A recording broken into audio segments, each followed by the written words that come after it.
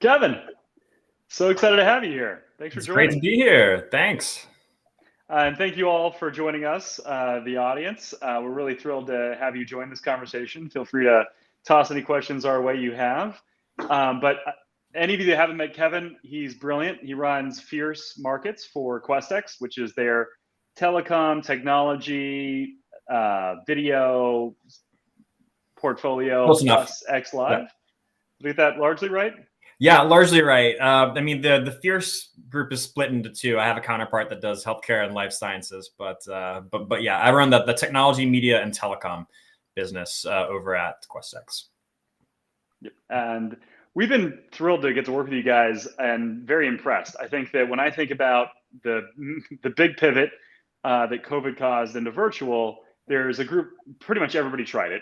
And then there's a rarefied group of people that were successful at getting audience to show up to their virtual events. And then there's an even more rarefied, pretty small group of people that were successful at getting audience and getting revenue. And so it's great getting to hear from you and get to talk to you about your success with that and Questex's success with that. And would love to hear a few broad strokes, give context for what are the things that you see making that success happen. Yeah, so there's a bunch of factors that go into it, right? And first, before I even get into the actual success side of things, just to give everybody here a little bit of context for how many virtual events we do and everything else. In my group and our kind of history there, we only had a trade show and a couple conferences as a part of our portfolio pre-pandemic. And what we actually were able to launch within my division is actually a sustainable 25 virtual event a year portfolio as the pandemic has gone on.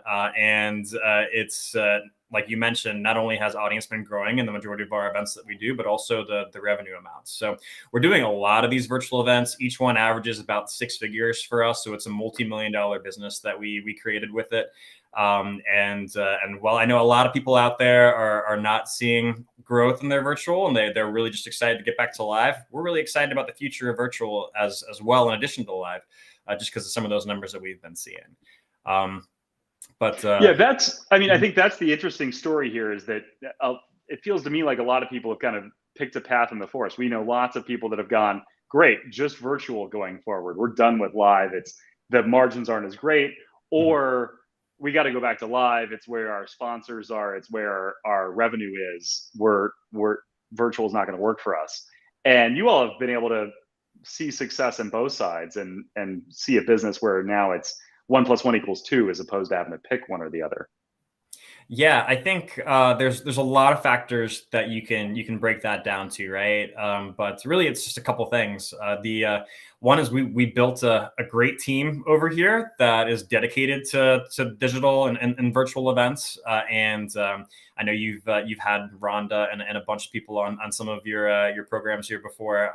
But yeah, it's really is a best in class team, and they're dedicated to virtual. It's separate than our live events team, and with that, we have several people that are all about just making our virtual events as run as smoothly as they can be. And that really helps from an ops perspective. But yeah, the other thing that we really do here, I think, compared to a lot of other organizations, is we really focus on keeping it simple. Like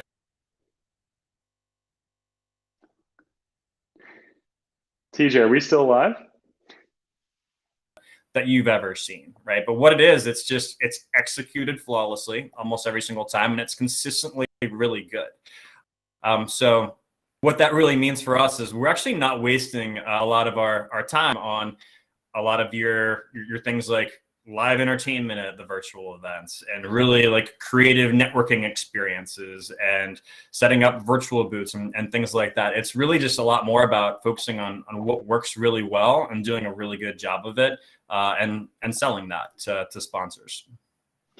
I think that's an interesting point. So before we get into, because some of the simple things that really drive the success, you've got this foundation with Rhonda and ops that allows your team to just execute on those other things. And that we've seen be pretty unique as well, where you've got this kind of scalable backbone of the business that allows you to just launch and do more things. Give us a little more color on what that looks like. Yeah. So, and it's crazy how we kind of built it out, right? Because when everything first happened and we first started all of our virtual events at the beginning, as time has gone on, and at first there was just so much demand for virtual. We didn't have the team in house, so we did a lot of outsourcing in order to fulfill all of our virtual events that we were doing and everything else. But over time, as we were able to really kind of catch up with the demand, that's when we started hiring for all these positions. So in particular, we're hiring for a head of virtual events right now, but we have a whole kind of digital events team and project management team.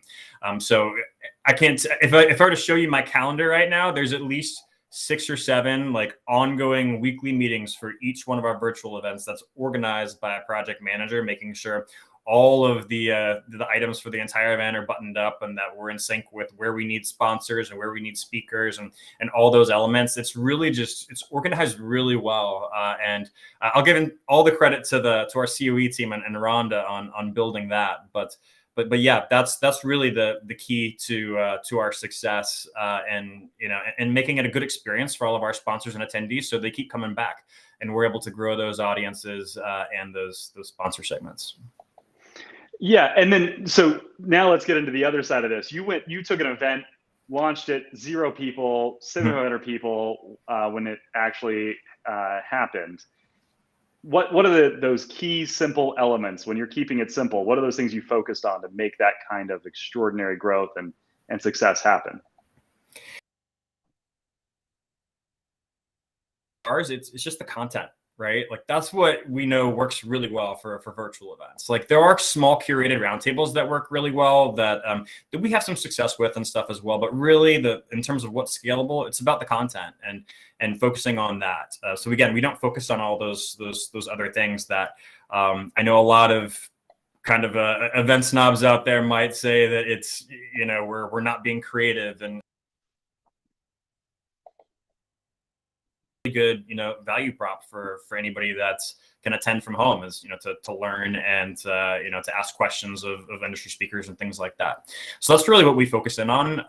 And in addition to that, the whole structure around promotion for all of the events that we do it's really ironed out efficiently as well for every single one of our virtual events. So I think we mentioned we're going to get into that a little bit, so I might beat you to the gun with it, but essentially, with that, every single virtual event that we do has the same strategy where we'll promote to all of our media lists that we have and our newsletter lists and our websites, and we have all sorts of placements across that. Of course, we have an integrated strategy where all of our panels are key themes that are going to be within each virtual event. We'll have a feature that will interview the speakers before the event, and we'll publish it on our website, so that way we're able to actually use it as a tool to help promote and drive more interest in the event. And then, of course, we use Ingo for our events as well, which is really great when it comes to utilizing influencers, both in terms of attendees and speakers and everything like that.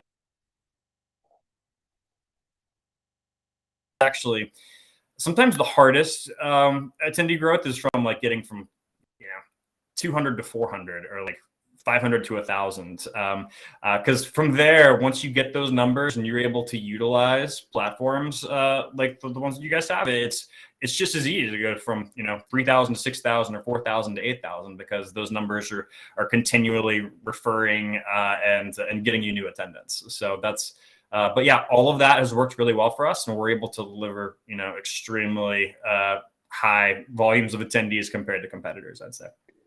Yeah, well, and on that 7,500 person event in particular. So I love the plug for Ingo. Thank you. But to your point, at the core of this is great content. How do you find? Well, I think for one, we should pull back the curtain here. What was that event? And and then also how do you find it? How do you find these topics that are going to go viral, that are going to be easily referred, that are going to beat out the competition? Right. So topic selection is something that we actually think a lot about over here. It's really important for virtual events, right? And I think what we've kind of found is the sweet spot is a level up from what you'd see in a webinar, like this, right? So it's not going to be like a trade show topic like CES or Mobile World Congress or something like that. It's going to be a level up from something very, very niche and focused. So as an example for that, the one that we actually did was called Open RAN Summit in September. Comparison to some of our other stuff.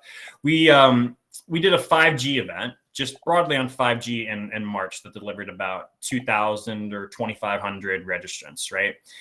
And I think a lot of people in this audience would probably think that's a really niche topic, like on 5G, right? But in our world for telecom, it's actually kind of broad because there's all sorts of things, not to get too technical on everybody, but you have like 5G RAN and 5G core and private 5G. It just gets into a lot of different niche areas.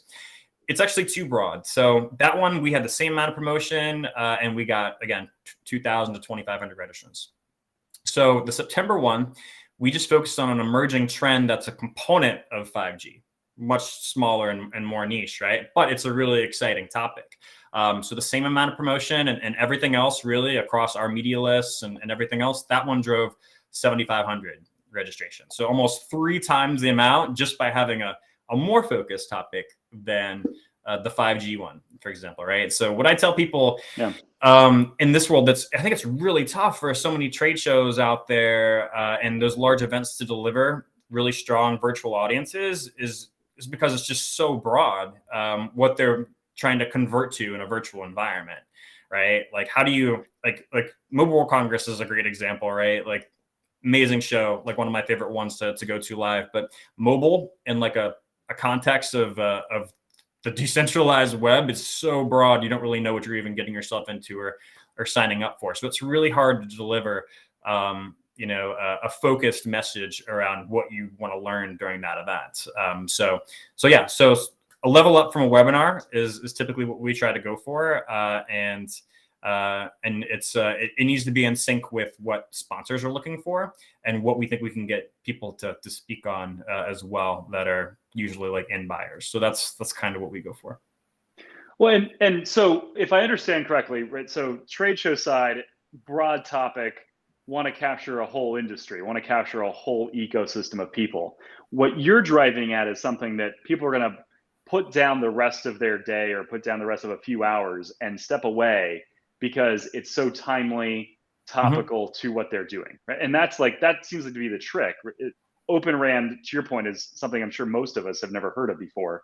But for that audience, it was the thing they needed to talk about. It was the thing they needed to hear about. Yeah, I think the best virtual events are going to be the timely ones, and it's going to be comparable to more to webinars, honestly, than to trade shows in terms of what's really going to drive success for that. Like I was telling somebody the other day, like I can't imagine a virtual event that somebody will go to this year and be like, I cannot miss that virtual event next year, right? But they're not going to like just set aside their calendars like, all right, I'm going to go to the virtual event May 15th with Fierce, just because these are so timely. Like this topic is great in September of this year. It might not be as big in September of next year. We might end up 3 months down the road from now changing it to something else that came out of nowhere and this new hot topic that we need to do a virtual event on. So we need to be flexible with our schedules. We can't just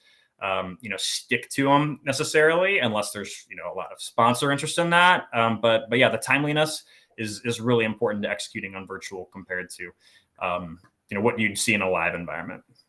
And you mentioned speakers, and this is super fascinating. I think like the topicalness and the difference between evergreen World Mobile World Congress versus Open RAN this year. Talk about speakers a little bit. Like how big a difference do they make in terms of people showing up and virality and exponential growth? Yeah, they make a huge difference, right? Like sometimes all the difference. If you're able to get just a couple of those really key names and be able to promote those, and perhaps more importantly, even get those people to help promote the event for you, then that's it's a difference between having 1,000 registrants or 2,000 registrants sometimes. Yeah. So and now we're on this last part. I think this critical element here of you get a bunch of attendees, you got a great topic, you get some great speakers, but you actually also need to get paid. So how do you do that? How are you finding success there? What are the sponsors really getting excited about around your events that they might not somewhere else? Yeah, and it's a really interesting thing to think about. And there's a couple things that we can address. So one, like, is I know we talked about covering the lifetime value of registrations and everything from our virtual events and how we make money from that. But in terms of the sponsors, we focused on a very simplified strategy. So we want to make it easy for our sales reps to sell, and really easy for our sponsors to understand and buy bundles of these, honestly. So that's our main focus, is to sell not just one of these virtual events, but have them look at this month, hopefully. That's we're able to really plan our calendars better and be more efficient with all the virtual events that we do. But there's only 3 packages that we would typically offer, sometimes 4, and we'll have like a basic diamond, gold, and silver, and we really just have a few bullet points for each one. They're not one of those things where you have 20 different inclusions for all sorts of crazy things that are hard to deliver on. What it comes down to is the speaking opportunities, and the leads really is what most sponsors want from the virtual events. And that's it's a really compelling value prop for all these sponsors to buy too, right? Because they don't have to travel and send their guys to a trade show or a conference. They can just, much like I am right now, to show up at a time at a moment's notice, have their speaker go out and get a ton of leads that probably you're not going to get from a live event, right? There are different types of leads, sure, but you might get 500 to 1,000 leads from a virtual event with very little investment as a sponsor, and also talk to probably 2 or 3 times the size of a crowd that you would in a track room at whatever conference facility you were going to. So it's a really compelling value prop, and that alone is proof to me that these virtual events, and at least the model that we're doing, are here to stay because our sponsors get so much out of it. Yeah, I can see that. I can see the volume play is really interesting, and it must be great for them in terms of target as well. Right? Like, here's 5,000 people interested in Open Rand. It's not 50,000 people that I have to weed through, some of whom might be interested in Open Rand. It's 5,000 or 7,500 people interested in the topic I want to talk about. Right? That's got to be game changing for them to be able to get into that level of targeting. Right. And again, the key point is that because it's virtual and anybody can attend from all over the world in a very frictionless fashion. I mean, everything that we do is free, right? We don't require payment for attendance to any of our virtual events. The audiences are just so much larger than what you'd see at these track rooms and these main events. I think, using that Open RAM one, for example, I think the opening session had something like almost 2,000 live people tuning into that. If I were to do a live, in-person conference for that same event in 20, we'll say post-pandemic in 2024, hopefully we're done by it then, right? Like, it would be a fraction of that audience size. There's just no way you can deliver those same types of numbers in a live setting as you can virtually. I'm not going to compare the two because again, in-person is great for meetings and driving those relationships and things like that. But when it comes to just getting your messaging across from a marketing perspective, which is a lot of what our clients and sponsors care about, you cannot beat, the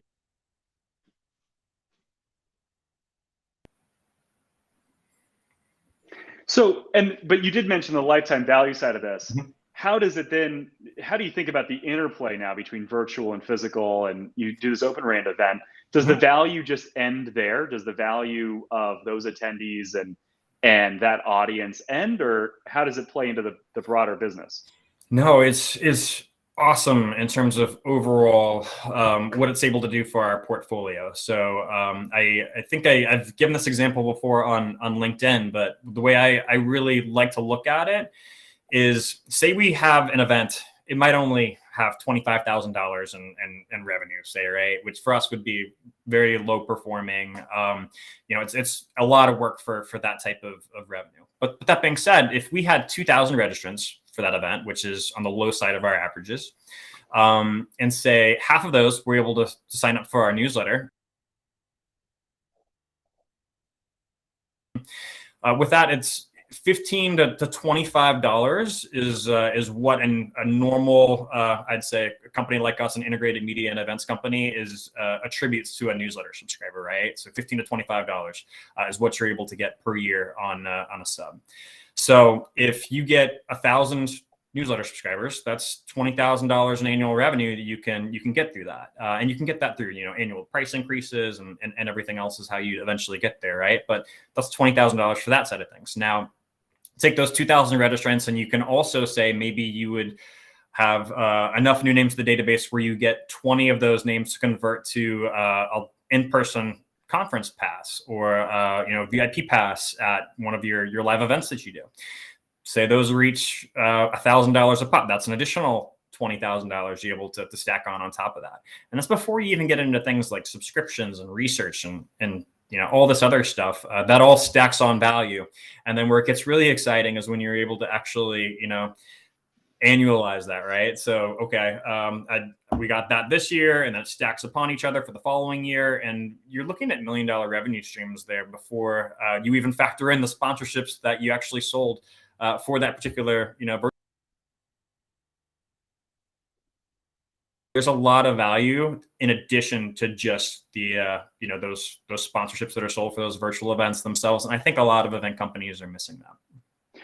And do you think that's a change of perspective from being very sponsor focused, very exhibitor and sponsor focused, to being like sort of attendee focused? How do we, rather than thinking just how do we get money out of the sponsors, thinking about the attendees are valuable, how do we keep them and keep generating value from them? Not directly, it sounds like, like as charging them, but indirectly getting value out of those attendees. Do you see that as a contrast of worldviews in the industry, or? Oh, no. I mean, what you want to do is you want to, again, it comes back to that old thing that you'd always hear is you want to be more than just a day in the life of your attendees, right? Like you want them to be interacting with the community year round. And if you can get them on your newsletter list, then you can start, you can monetize them in various different ways that I mentioned. But if they're engaging in all those types of things, and they start signing up for webinars and downloading white papers and listening to your podcasts and everything else, the whole boat, it rises, so to speak, across all those different mediums when you're adding on those thousands of new names to your database. So it's good for us, but it's also good for the attendees that they're able to to have all these other different mediums to connect how they want and learn how they want. So there's a lot of value from an attendee perspective too. Yeah, I mean, it sounds like what you're ultimately in a place to do is get a larger audience over time by doing these virtual and additional engagements on particular topics, and then events on broader topics, and then also go deeper where the dollars per attendee are also going up because you're able to monetize them through newsletter, through virtual, and through physical. Is that the right way to think about that? Yeah, no, that's exactly it. That's a simplified way of doing it for sure. And then what would you tell people who would look at what you're doing and what you're accomplishing and say, well, you're in digital, you're in tech, you're in telecom, of course you can do virtual events. It's hard if I'm in construction or healthcare or travel or something else.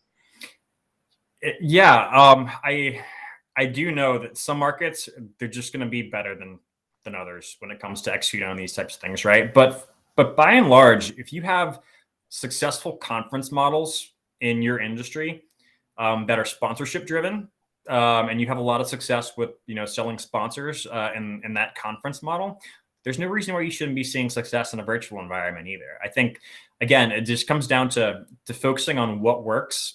And honestly, forgetting about some of the stuff that might just not be ready for prime time yet, like some of the virtual networking stuff that you see out there. Like some of it, it's just a little bit too early for that stuff.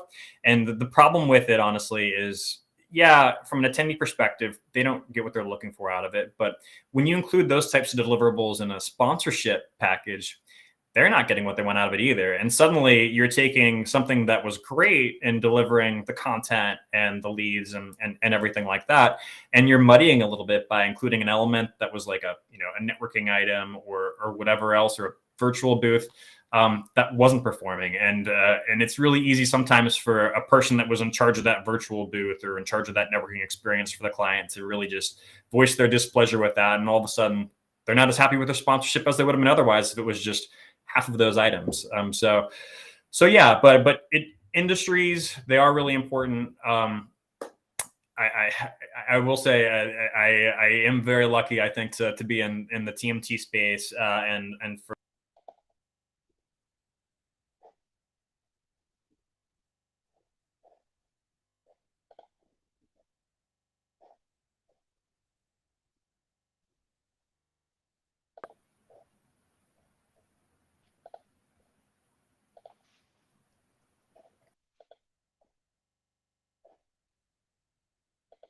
Did we lose Kevin? Oh, I'm here. Hey, sorry. I don't know. Maybe we lost me. Maybe we lost you. But we've got one last question coming in from the audience. How do you think about getting, especially the best attendees, the people that from OpenRAN and whatnot? How do you think about keeping them and then converting them into physical attendees? Getting virtual attendees and converting them into physical attendees. Yeah. It kind of goes into everything that we were talking about, right? So if you're able to actually, you need to take advantage of the information that you collect at Reg for your virtual events, right? And really things like particular topics that they might be interested in, right? Or their company type and job function. That we always give options to sign up, not just for the event, but specific sessions, right? So if we have a virtual event like OpenRAN Summit, there's that are relevant to their business. So what we can do from there is the more that we know about them is the more that we can target particular marketing around them to get to our live events.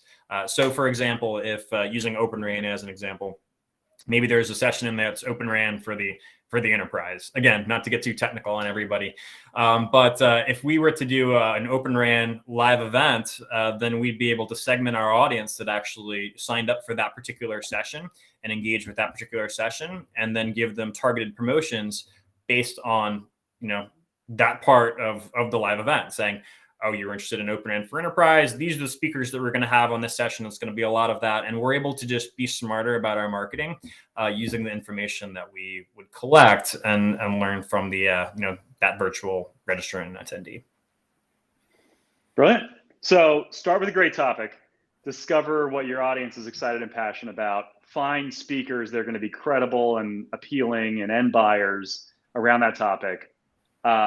Leverage newsletters and media outlets and Ingo to get the attendees that are interested in that topic and referring it out. And then the sponsors are thrilled because they're getting a ton of leads and audience and recognition in the exact topic area they want, as opposed to some broad opportunity that is less interesting. And then all of that rolls into a bigger, more powerful physical event opportunity. Yeah, no, that's right. And if it comes to that, right, I think one of the things that you and me talked about was this is going to be crazy for a lot of people to think, but it's looking at our live.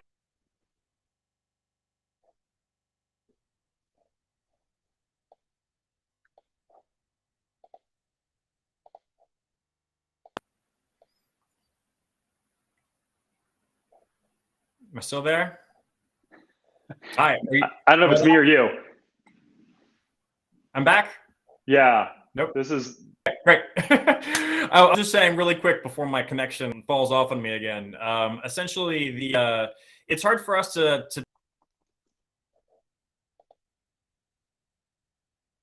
person environment because we're so profitable at these virtual events. It might be like a $750,000 or $1 million in-person event opportunity is like the only thing that we can potentially launch. Like those days of those smaller conferences in person, there's not as much of a need for us to do those because we can be so much more profitable in virtual. So yeah, it's I could see only going for those broader, bigger topics and trade shows and expos and meeting grounds and things like that moving forward, where the majority of the content-driven stuff is just done virtually, because it's it's a better value prop for the attendees as well as us and all of our partners. Makes a lot of sense. We'll probably leave it there, especially because we're having some internet challenges. But I really appreciate the time. It'll be interesting to see how that shakes out. The bifurcation of content, networking, and trade shows as maybe three very separate elements, as opposed to intermingling those across conferences and the way they've been in the past. But yeah, thank you, Kevin, for the time. Really appreciate it. Yeah, no, thank you so much for having me. It was fun. Yeah, very much. Look forward to next time. Cheers. Yep. Sounds good. All right.